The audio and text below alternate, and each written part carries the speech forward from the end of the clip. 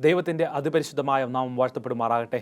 ഞാൻ സംസാരിക്കുവാൻ ആഗ്രഹിക്കുന്നത് താഴ്മയുടെ ജീവിതത്തിൽ എപ്രകാരം ഒരു ഘടകങ്ങളെക്കുറിച്ചാണ് സംസാരിക്കുവാൻ ആഗ്രഹിക്കുന്നത്. ഈ ഘടകങ്ങൾ നിങ്ങൾ ഉപയോഗിക്കുകയാണ് എങ്കിൽ നിങ്ങളുടെ വിശ്വാസ ജീവിതം അത്യധികം അനുഗ്രഹപ്രദമാക്കുവാൻ സാധിക്കും. ഒന്നാമത്തെ കാര്യമെന്ന് പറയുന്നത് കർത്താവായ യേശുക്രിസ്തുവിൻ്റെ അരികിലേക്ക് വരിക. അവൻ്റെ മുഖം ഏറ്റുകൊണ്ട് അവൻ്റെ സന്നിധിയിലേക്ക് കടന്നു വരികയാണ് എങ്കിൽ നിങ്ങൾക്ക് അനുഗ്രഹങ്ങൾ പ്രാപിക്കുവാൻ സാധിക്കും. താഴ്മയുടെ ഒരു ജീവിതം നയിക്കുവാൻ സാധിക്കും. പലപ്പോഴും നാം ദൈവത്തിൽ നിന്ന് അകന്നു ജീവിക്കുമ്പോഴാണ് നമുക്ക് അത്യധികമായ പ്രതികൂല സാഹചര്യങ്ങൾ, ഈ ലോകത്തിൻ്റെ കാര്യങ്ങൾ നമ്മളിലേക്ക് കടന്നു വരുന്നത്. അതുകൊണ്ട് ദൈവത്തിൻ്റെ അടുക്കലേക്ക് വരിക. അവൻ ദൈവമാകുന്നു, അവൻ നമ്മെ വീണ്ടെടുക്കും എന്നുള്ളൊരു വിശ്വാസം നമ്മളിൽ ഉണ്ടാകണം. എങ്കിൽ മാത്രമേ നമുക്ക് അവൻ്റെ അടുക്കൽ വന്ന് രക്ഷാപദ്ധതിയിൽ നമുക്ക് പങ്കുചേരുവാൻ സാധിക്കുകയുള്ളൂ. രക്ഷാപദ്ധതിയിൽ നമുക്ക് പങ്കുചേരുവാൻ സാധിക്കുകയുള്ളൂ. അവൻ്റെ രക്ഷാപദ്ധതി എന്ന് പറയുന്നത് അത്രയധികം വലുതാകുന്നു. അവൻ നമുക്ക് വേണ്ടിയാണ് കാൽവറി ക്രൂശിൽ യാഗമായി തീർന്നത്.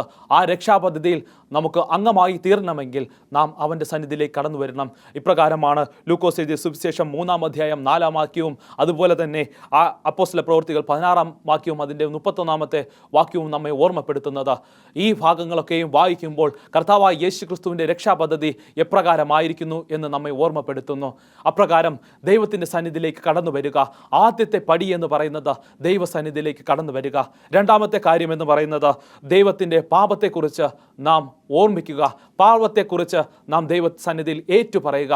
അപ്രകാരം ഏറ്റുപറയുകയാണ് എങ്കിൽ നമ്മുടെ പാപങ്ങളെ ശുദ്ധീകരിക്കുവാനും നമ്മെ വീണ്ടെടുക്കുവാനും നമ്മെ പരിശുദ്ധീകരിക്കുവാനും അവന് സാധ്യമായി തീരും. കർത്താവായ യേശുക്രിസ്തു നമ്മൾ പാപത്തിൽ നിന്ന് വീണ്ടെടുക്കുക തന്നെ ചെയ്യും എന്ന് വചനം നമ്മെ ഓർമ്മപ്പെടുത്തുന്നു. നമുക്ക് വായിക്കാം. 1 യോഹന്നാൻ 1:9-10 വാക്യങ്ങൾ ഇപ്രകാരം നമ്മോട് പറയുന്നു. നമ്മുടെ പാപങ്ങളെ ഏറ്റുപറയുകയാണ് എങ്കിൽ അവൻ നമ്മോട് പാപങ്ങളെ ക്ഷമിച്ച് സകല അനീതിയും പോക്കി നമ്മെ ശുദ്ധീകരിക്കുവാൻ തക്കവണ്ണം വിശ്വസ്തനും നീതിമാനും ആകുന്നു. നാം പാപം ചെയ്തിട്ടില്ല എന്ന് പറയുകയാണ് എങ്കിൽ അവനെ അസത്യവാദിയാക്കുന്നു. അവൻ്റെ വചനം നമ്മിൽ ഇല്ലാതെയായി. ഇപ്രകാരമായിരിക്കുന്നു വചനം നമ്മെ ഓർമ്മപ്പെടുത്തിയിരിക്കുന്നത്. ഞാൻ പാപം ചെയ്തിട്ടില്ല എന്ന് നിങ്ങൾ ഏറ്റുപറയുകയും അതുപോലെ തന്നെ ഞാൻ പാപിയാകുന്നില്ല എന്ന് പറയുകയും ചെയ്താൽ കർത്താവായ യേശുക്രിസ്തുവിനെ അസത്യവാദിയാക്കുന്നു. നിങ്ങൾ അറിഞ്ഞോ അറിയാതെയും ഈ ലോകത്തിൽ നാം ജീവിക്കുമ്പോൾ നാം പാപം ചെയ്തുകൊണ്ടിരിക്കുന്നു. കർത്താവായ യേശുക്രിസ്തുവിൽ അത് ഏറ്റുപറയുകയാണ് എങ്കിൽ ദൈവം നമ്മെ ശുദ്ധനാക്കും. അപ്രകാരം ശുദ്ധനും നീതിയാക്കുവാൻ അവൻ യോഗ്യനാകുന്നു. നമ്മെ യോഗ്യനായിട്ടുള്ളൊരു ദൈവമാകുന്നു നമുക്കുള്ളത്. കർത്താവായ യേശുക്രിസ്തു നമ്മുടെ സന്നിധിയിലേക്ക് കടന്നു വരുമ്പോൾ, അല്ലെങ്കിൽ കർത്താവായ യേശുക്രിസ്തു നമ്മുടെ ഹൃദയങ്ങളിലേക്ക് കടന്നു വരുമ്പോൾ നാം അവനായി ഓർത്തുകൊണ്ടിരിക്കുക. നാം അവനായി എപ്പോഴും ആ വാതിലുകളെ തുറന്നുകൊണ്ട് കാത്തിരിക്കുക. ഇപ്രകാരം ദൈവം നമ്മെ ഓർമ്മപ്പെടുത്തുന്നു. നമ്മുടെ പാപങ്ങളെ അവൻ്റെ സന്നിധിയിൽ ഏറ്റുപറയുക. ഒരു മറയും അതിനുണ്ടാകരുത്. അതാണ് രണ്ടാമത്തെ പടി എന്ന് പറയുന്നത്. അടുത്ത 3-ാമത്തെ പടി എന്ന് പറയുന്നത് എപ്പോഴും അനുതപിക്കുന്ന ഒരു ഹൃദയം നമ്മളിൽ ഉണ്ടാകണം. എപ്പോഴും പശ്ചാത്തപിക്കുന്ന ഒരു ഹൃദയം നമ്മളിൽ ഉണ്ടാകണം.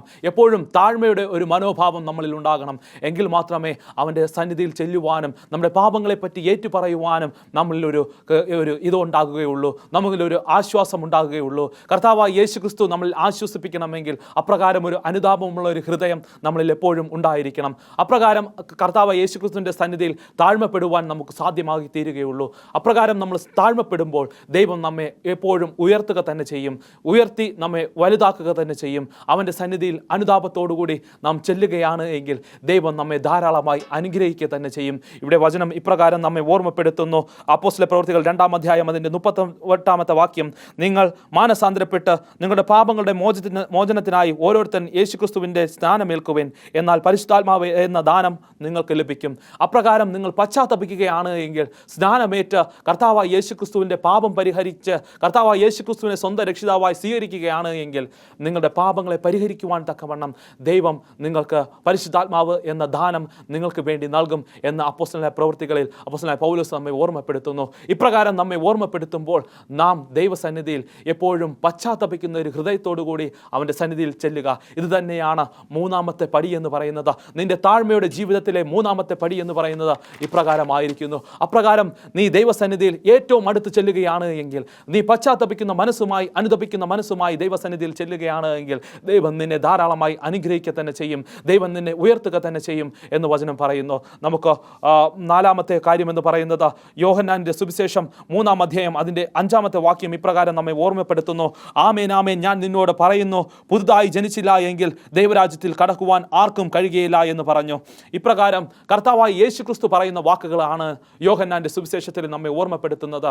ഈ കർത്താവായ യേശുക്രിസ്തു ഇപ്രകാരം പറയുന്നു, നമ്മൾ വീണ്ടും ജനിക്കുന്നവരായി തീരണം. കർത്താവായ യേശുക്രിസ്തു ഇപ്രകാരം നമ്മെ ഓർമ്മപ്പെടുത്തുന്നത്, നമ്മൾ വീണ്ടും ജനിക്കുന്നവരായി തീരണം.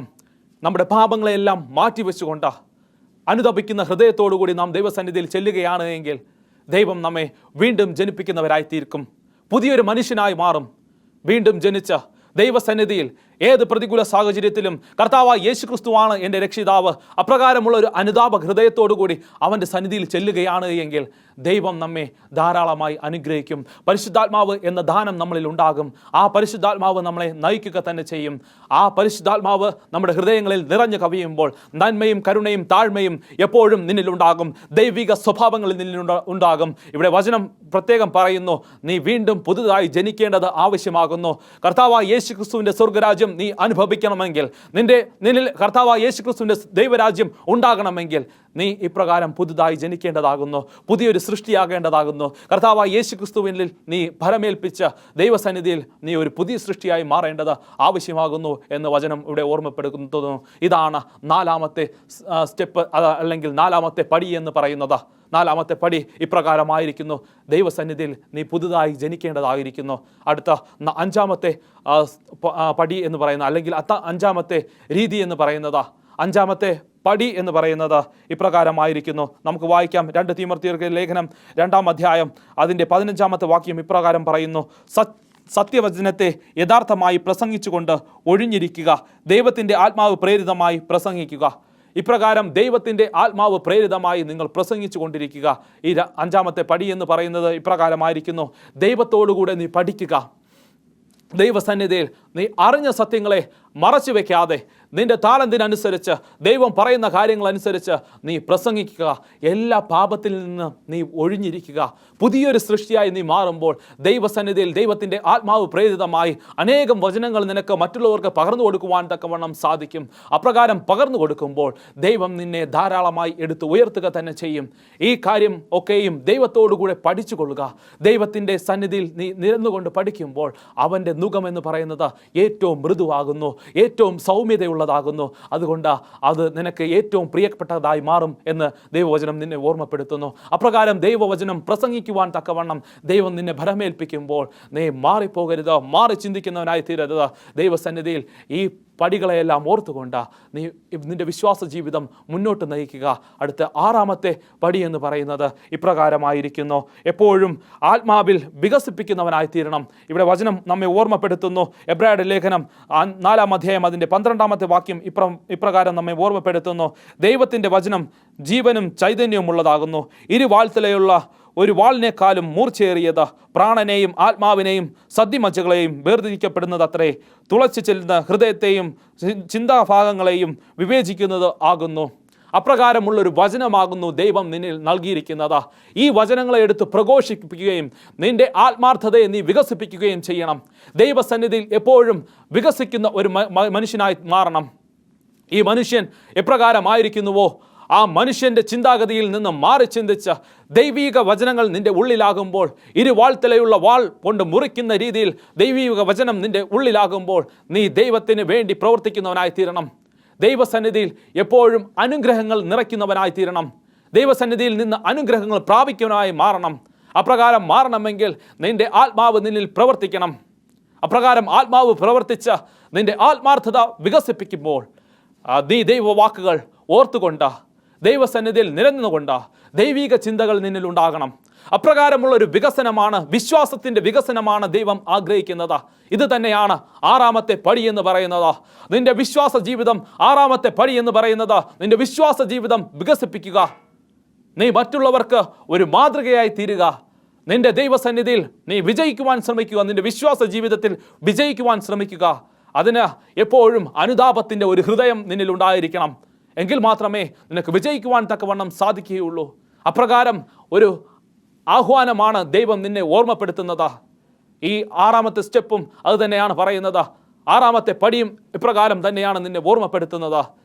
അടുത്ത് നമ്മൾ വായിക്കുകയാണ് എങ്കിൽ നമുക്ക് 1 തെസ്സലോനിക്കർ എഴുതിയ ലേഖനം 5-ാം അധ്യായം അതിൻ്റെ 17-ാമത്തെ വാക്യത്തിൽ അപ്പോസ്തലനായ പൗലോസ് ഇപ്രകാരം പറയുന്നു, നിങ്ങൾ ഇടവിടാതെ പ്രാർത്ഥിക്കുന്നവരായി തീരണം, വിശ്വാസ ജീവിതം നല്ല രീതിയിൽ നയിക്കണമെന്നുണ്ടെങ്കിൽ എപ്പോഴും നീ പ്രാർത്ഥനയുള്ളൊരു മനുഷ്യനായി തീരിക്കണം. ഇടപെടാതെ പ്രാർത്ഥിപ്പിൻ, എല്ലാത്തിനും സ്തോത്രം ചെയ്യുവിൻ. നീ കഴിക്കുന്ന ആഹാരം മുതൽ നീ ഒരു സാധനം വാങ്ങുമ്പോൾ തന്നെ എപ്പോഴും പ്രാർത്ഥനയോടുകൂടെ സ്തോത്രം അർപ്പിച്ചുകൊണ്ട് അതിന് നൽകുവിൻ. അപ്രകാരം സ്തോത്രം അർപ്പിക്കുകയാണ് എങ്കിൽ ആ കാര്യങ്ങൾ നിന്റെ ജീവിതത്തിന് ഏറ്റവും ഉപയോഗപ്രദമായി തീരും എന്ന് വചനം പറയുന്നു. അപ്രകാരം പ്രാർത്ഥനയോടുകൂടി ആയിരിക്കുമ്പോൾ ദൈവം നിന്നെ ധാരാളമായി അനുഗ്രഹിക്കും. ഏഴാമത്തെ കാര്യമെന്ന് പറയുന്നത്, ഏഴാമത്തെ പടി എന്ന് പറയുന്നത് നിന്റെ വിശ്വാസ ജീവിതത്തിൽ ഏറ്റവും വലിയ പടിയാകുന്നു. എപ്പോഴും പ്രാർത്ഥിക്കുവിൻ. ഇടപെടാതെ പ്രാർത്ഥിക്കുമ്പോൾ ദൈവം നിന്നെ ധാരാളമായി അനുഗ്രഹിക്കും. ക്രിസ്തീയ ജീവിതം നിനക്ക് അനുഗ്രഹത്തോടു കൂടെ തന്നെ മുന്നോട്ട് നയിക്കുവാൻ തക്കവണ്ണം സാധിക്കും. അതിന് ഒരു മാറ്റവുമില്ല. ദൈവം നിന്നെ ഓർമ്മപ്പെടുത്തുന്നു. ദൈവം നിന്നെ എപ്പോഴും ഓർമ്മിപ്പിച്ചുകൊണ്ടിരിക്കുന്നു. ദൈവവുമായുള്ള ഒരു ബന്ധം സ്ഥാപിക്കുവാൻ തക്കവണ്ണം നിനക്ക് സാധിക്കും. പ്രാർത്ഥനാ ജീവിതം നയിച്ച ദാനിയേലിനെ നമുക്ക് കാണുവാൻ തക്കവണ്ണം സാധിക്കും. ഏകദേശം 3 നേരത്തോളം, അല്ലെങ്കിൽ ഒരു ദിവസത്തിൽ 3 നേരം കർത്താവായ യേശു ക്രിസ്തുവിന്റെ സന്നിധിയിൽ എപ്പോഴും പ്രാർത്ഥിക്കുന്ന ഒരു ദാനിയേലിനെ നമുക്ക് മനസ്സിലാക്കുവാൻ സാധിക്കും. അതുപോലെ നിന്റെ പ്രാർത്ഥനാ ജീവിതത്തിലും നിന്റെ വിശ്വാസ ജീവിതത്തിലും നിന്റെ താഴ്മയുടെ ജീവിതത്തിലും ഏഴാമത്തെ ഘടകം എന്ന് പറയുന്നത് പ്രാർത്ഥനാ ജീവിതം നയിക്കുക. എപ്പോഴും പ്രാർത്ഥനയുള്ളവനായിരിക്കുക. അത് ദൈവം നിന്നെ ധാരാളമായി ആഗ്രഹിക്കുന്നു. ദൈവം നിന്നിൽ നിന്ന് ആഗ്രഹിക്കുന്നത് അപ്രകാരം ഒരു പ്രാർത്ഥനയാണ്. സിസ്റ്റർ പ്രവാചകയുടെ പുസ്തകം ഇപ്രകാരം നമ്മെ ഓർമ്മപ്പെടുത്തുന്നു. നാം എപ്പോഴും പ്രാർത്ഥിക്കുകയാണെങ്കിൽ നമുക്ക് വേണ്ടി സംസാരിക്കുന്ന കർത്താവായ യേശു ക്രിസ്തുവിന്റെ പ്രാർത്ഥനയായി മാറുമെന്ന് ദൈവവചനം നമ്മെ ഓർമ്മപ്പെടുത്തുന്നു. സിസ്റ്റർ പ്രവാചകയുടെ പുസ്തകം നമ്മെ ഓർമ്മപ്പെടുത്തുന്നു. അപ്രകാരം ഓർമ്മപ്പെടുത്തുമ്പോൾ നാം ദൈവസന്നിധിയിൽ ആയിരിക്കുക. ദൈവത്തിനോടുകൂടെ പ്രാർത്ഥിക്കുവാൻ തക്കവണ്ണം മറന്നു പോകരുത്. അടുത്ത 8ാമത്തെ സ്റ്റെപ്പ് എന്ന് പറയുന്നത് 1 പത്രോസ് എഴുതിയ ലേഖനം 1-ാം അധ്യായം അതിന്റെ 16-ാമത്തെ വാക്യം ഇപ്രകാരം പറയുന്നു: ഞങ്ങൾ നമ്മുടെ കർത്താവായ യേശുക്രിസ്തുവിന്റെ ശക്തിയും പ്രത്യക്ഷതയും നിങ്ങളോട് അറിയിച്ചത് നിർമ്മിത കഥകൾ പ്രമാണിച്ചല്ല, അവൻ്റെ മഹിമ കണ്ട് സാക്ഷികളായിട്ടത്രേ എന്ന് പറയുന്നു. ഇവിടെ പത്രോസ് ഇപ്രകാരം നമ്മെ ഓർമ്മപ്പെടുത്തുന്നു. കർത്താവായ യേശുക്രിസ്തുവിനെ കുറിച്ച് സംസാരിച്ചത് നിർമ്മിത കഥകൾ ഉണ്ടാക്കിയതല്ല, അല്ലെങ്കിൽ നിർമ്മിച്ച കഥകളെ കുറിച്ച് പറഞ്ഞതല്ല. ഞങ്ങൾ പറഞ്ഞത് കർത്താവായ യേശുക്രിസ്തുവിൻ്റെ പ്രത്യക്ഷതയും അവൻ്റെ ആത്മാവും ഞങ്ങൾ ശ്രദ്ധിച്ചതുകൊണ്ട്, അല്ലെങ്കിൽ സ്വന്തം കണ്ണുകൊണ്ട് കണ്ടതുകൊണ്ടാണ് നിങ്ങളെ ഓർമ്മപ്പെടുത്തുന്നത്.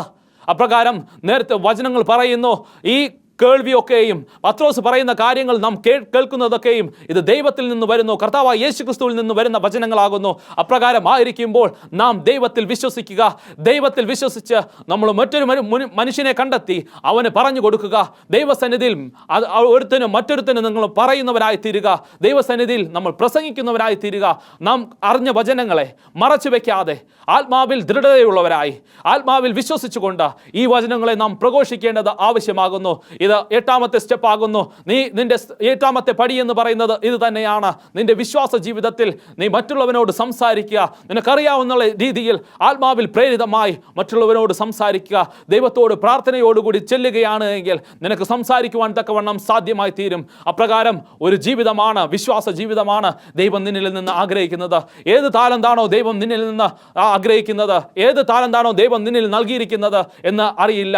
ആ താലന്തിനനുസരിച്ച് ദൈവത്തിന് മഹത്വപ്പെടുത്തുവാൻ തക്കവണ്ണം എപ്പോഴും ഓർമ്മിച്ചു കൊള്ളുക. അടുത്തുള്ളവന് പറഞ്ഞു കൊടുക്കുക. അടുത്തുള്ളവന് ഒരു മാതൃകയായിരിക്കുക. നിന്റെ സഹജീവിക്ക് ഏറ്റവും പ്രിയപ്പെട്ടവനായിരിക്കുക എന്ന് ദൈവവചനം നിന്നെ ഓർമ്മപ്പെടുത്തുന്നു. അപ്രകാരം പത്രോസ് നിന്നെ ഓർമ്മപ്പെടുത്തുന്ന കാര്യങ്ങൾ, ആത്മാവിൽ നീ പ്രേരിതമായി മറ്റുള്ളവനോട് വചനം സംസാരിക്കുക.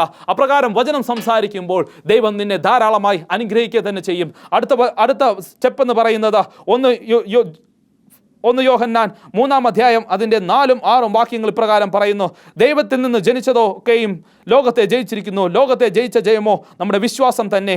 യേശു ദൈവപുത്രൻ എന്ന് വിശ്വസിക്കുന്നവനല്ലോ ലോകത്തെ ജയിച്ചിരിക്കുന്നത്. നമ്മൾ ആത്മാർത്ഥതയിൽ മുന്നിട്ടുകൊണ്ട് നിൽക്കുക. അടുത്ത 9ാമത്തെ സ്റ്റെപ്പ് എന്ന് പറയുന്നത് നമ്മുടെ ആത്മാർത്ഥതയിൽ മുന്നിട്ട് കൊള്ളുക. ആത്മാർത്ഥതയിൽ നാം എല്ലാ പ്രശ്നങ്ങളെയും അതിനെ ഓവർകം ചെയ്തു വരിക. ഇത് തന്നെയാണ് ദൈവം ആഗ്രഹിക്കുന്നത്. ദൈവം ആഗ്രഹിക്കുന്നത് ഈ പ്രശ്നങ്ങളൊക്കെ നിന്റെ ആത്മാർത്ഥതയിൽ മുന്നിട്ടുകൊണ്ട്, നിന്റെ വിശ്വസ്തതയിൽ മുന്നിട്ടുകൊണ്ട് നീ മുന്നോട്ട് വരിക. നിനക്ക് ലോകത്തെ ജയിക്കുവാൻ തക്കവണ്ണം സാധിക്കുമെന്ന് ഇവിടെ വചനം പറയുന്നു. കർത്താവായ യേശുക്രിസ്തുവിൽ വിശ്വസിച്ചവൻ ലോകത്തിൽ ജയിച്ചിരിക്കുന്നു. ലോകത്തെ ജയിക്കുന്ന ജയമോ നിന്റെ വിശ്വാസം തന്നെ. നിന്റെ വിശ്വാസം എന്ന് പറയുന്നത് കർത്താവായ യേശുക്രിസ്തു ആകുന്നു. അതുകൊണ്ട് നീ ലോകത്തെ ജയിച്ചിരിക്കുന്നു. അതുകൊണ്ട് നീ ഒന്നിനും ക്ഷീണിതനാകണ്ട, നീ ഒന്നിനും പ്രയാസപ്പെടേണ്ട, ഒന്നിനും ഭാരപ്പെടേണ്ട. കർത്താവിൽ ഭയപ്പെട്ടുകൊണ്ട് ദൈവത്തെ മഹത്വപ്പെടുത്തിക്കൊണ്ട് നീ മുന്നോട്ട് പോകുക. അപ്പോൾ നിനക്ക് ജീവിതം സാധ്യമായി തീരും. നിന്റെ വിശ്വാസ ജീവിതം, താഴ്മയുള്ള ഒരു വിശ്വാസ ജീവിതം നയിക്കുവാൻ തക്കവണ്ണം നിനക്ക് സാധ്യമായി തീരുമെന്ന് ദൈവവചനം നിന്നെ ഓർമ്മപ്പെടുത്തുന്നു. അപ്രകാരം ആയിരിക്കുമ്പോൾ ദൈവിക ഭാവത്തിൽ, ദൈവത്തിൻ്റെ സ്വഭാവത്തിൽ നീ ശ്രവിച്ച വചനങ്ങളെ ഓർമ്മിച്ചുകൊണ്ട് വിശ്വാസ ജീവിതം നയിക്കുവാൻ നിനക്ക് സാധ്യമായി തീരും. നിനക്ക് ലോകത്തെ ജയിക്കണമെങ്കിൽ കർത്താവായ യേശു ക്രിസ്തുവിൽ വിശ്വസിക്കുക. കർത്താവായ യേശു ക്രിസ്തുവിൽ വിശ്വസിക്കുകയാണ് എങ്കിൽ നീയും നിന്റെ കുടുംബവും രക്ഷ പ്രാപിക്കുമെന്ന് വചനം വളരെ വ്യക്തമായി പറയുന്നു. അപ്രകാരം ഈ ലോകത്തെ ജയിക്കുവാൻ തക്കവണ്ണമുള്ള വിജയമുള്ള, കരുത്തുള്ള, ശക്തിയുള്ള ഒരു ദൈവത്തെയാണ് നീ ഇന്ന് മനസ്സിലാക്കുന്നത്. അപ്രകാരം നീ മനസ്സിലാക്കുമ്പോൾ ദൈവത്തിൻ്റെ സ്വഭാവം നിന്നിലുണ്ടാകട്ടെ, ദൈവിക വിശ്വാസം നിന്നിലുണ്ടാകട്ടെ, വിശ്വാസത്തിൻ്റെ പ്രമാണം നിന്നിലുണ്ടാകട്ടെ.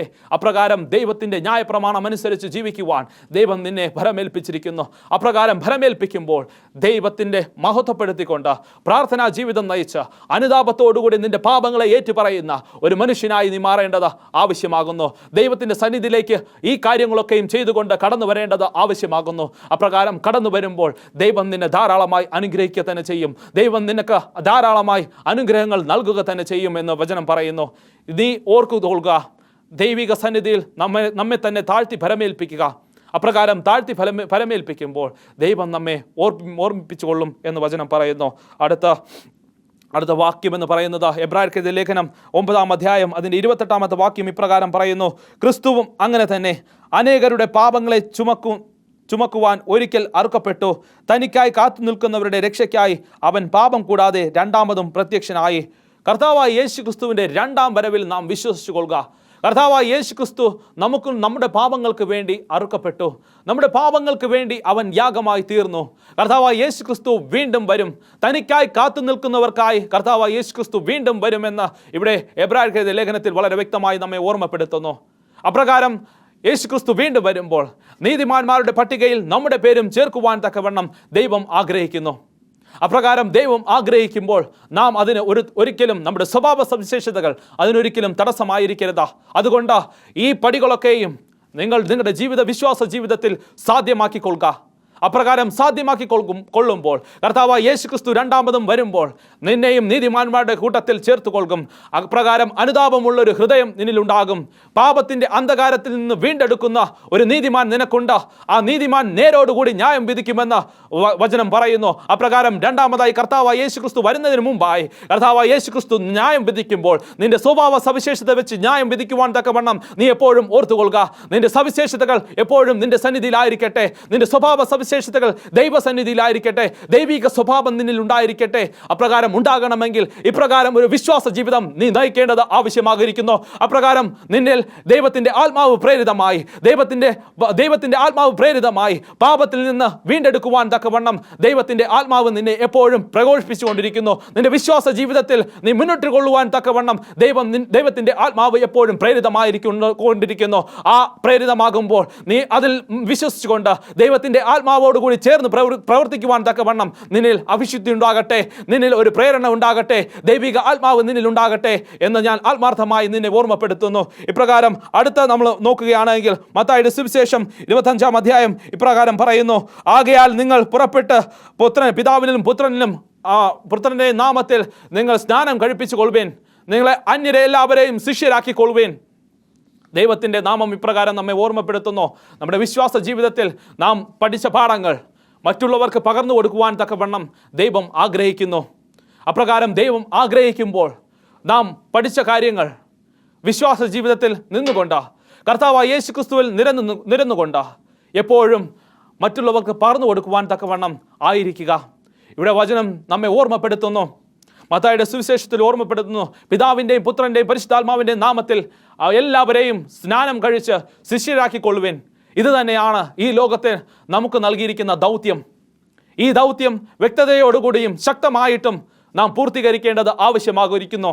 കാരണം ഇത് പൂർത്തീകരിച്ചെങ്കിൽ മാത്രമേ ലോകാന്ത്യം വരികയുള്ളൂ.